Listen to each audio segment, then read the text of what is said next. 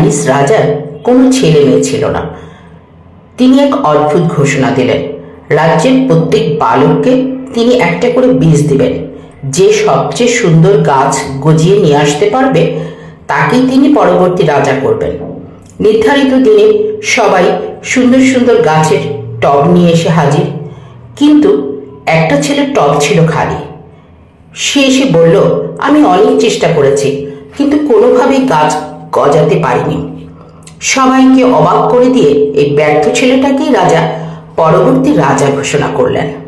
রাজা বললেন, আমি সবাইকে একটা করে বীজ দিয়েছি ঠিকই, কিন্তু সবগুলোই ছিল সেদ্ধ করা।